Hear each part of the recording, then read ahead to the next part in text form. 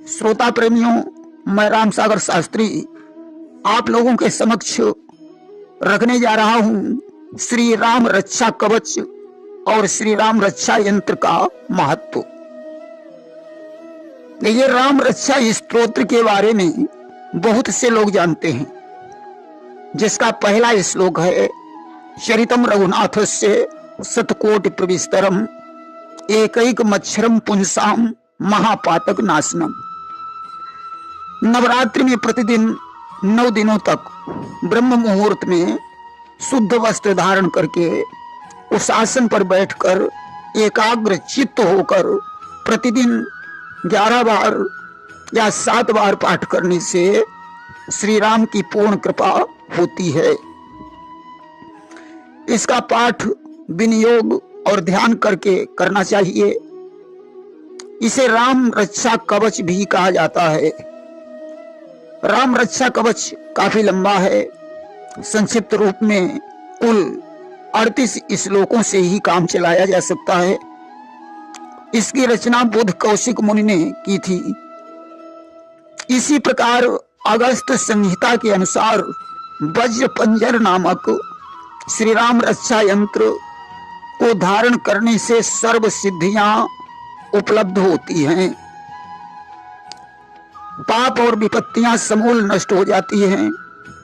शत्रु मित्रवत व्यवहार करने लगते हैं। क्रूर ग्रह भी प्रसन्न होकर शांत हो जाते हैं। राज्य अधिकारियों से अनुकूलता प्राप्त होती है। श्री राम रक्षा यंत्र के पूजन और धारण करने से चारों पदार्थों की प्राप्ति होती है। अयोध्या सम्राट भगवान श्री रामचंद्र के राज्य का वर्णन पुराणों में आप लोगों ने सुना होगा। राम राज्य में कभी अतिवृष्टि नहीं होती थी और न कभी सूखा पड़ता था। न अधिक गर्मी पड़ती थी कि खेती झुलस जाए। टिड्डी और चूहों का प्रकोप भी नहीं होता था। एक बार बीज बो दिया जाता था, उसी बीज से बार बार फसल काटी जाती थी। नववर्ष पर नागरिक सामूहिक यज्ञ करते थे। भगवान गणेश, सूर्य, वायु, पृथ्वी, इंद्र, इनकी प्रमुख पूजा होती थी। गणेश जी चूहा टिड्डी से रक्षा करते थे। सूर्य किरणों द्वारा खेती का पोषण करते थे। वायु अनुकूल समय पर मानसून लाते थे। पृथ्वी अपने गर्भ से ऊर्जा देती थी। इंद्रदेव समय पर उचित वर्षा करते थे। परशुराम जी का कहना था कि राजा प्रजा का रक्षक है, प्रजा का सेवक है। प्रजा को यदि तनिक भी दुख हो तो उस राजा को राज्य करने का कोई अधिकार नहीं है। इसी सिद्धांत को लेकर उन्होंने दुष्ट और अन्यायी राजाओं का फरसे की सहायता से वध किया और पृथ्वी को भयहीन बनाया। सीता स्वयंवर में उन्होंने राम के उच्च आदर्श प्रजापालन के गुणों को देखकर उन्हें क्षमा कर दिया। इसलिए सब प्रकार से रक्षा के लिए आज भी श्री राम रक्षा स्तोत्र और श्री राम रक्षा यंत्र का उपयोग होता है।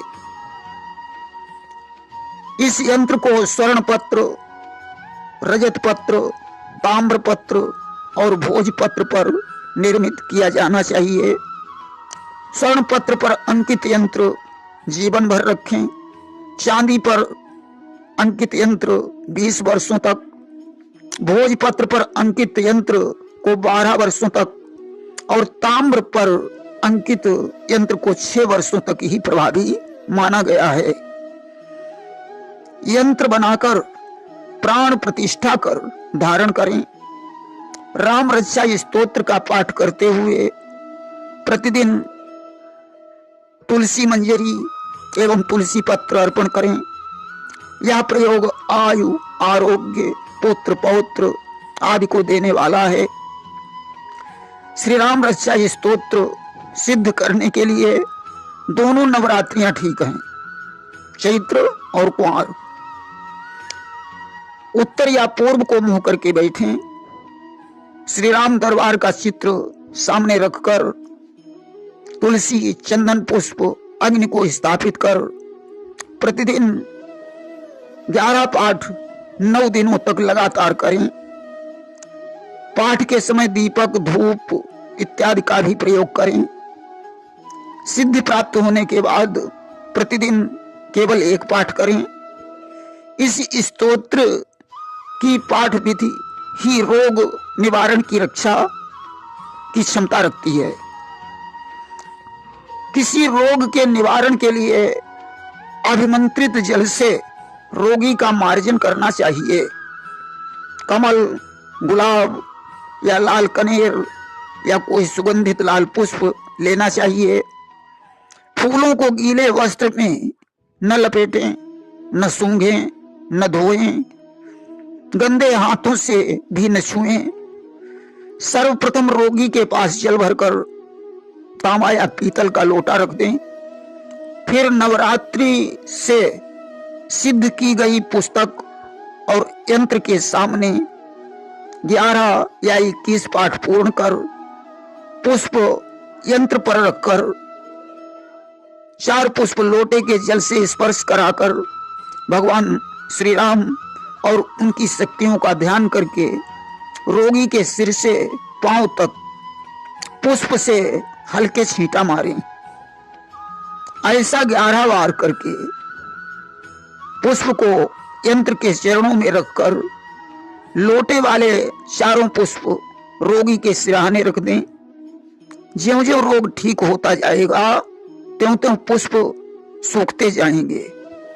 सूखे पुष्प गड़वा देना चाहिए तथा यंत्र वाला पुष्प जल में प्रवाहित कर देना चाहिए। कठिन और असाध्य रोग होने पर मार्जन कई बार किया जा सकता है। प्रस्तुत विवरण कादम्बिनी पत्रिका से लिया गया है। प्रेम से बोलिए वृंदावन बिहारी लाल की जय।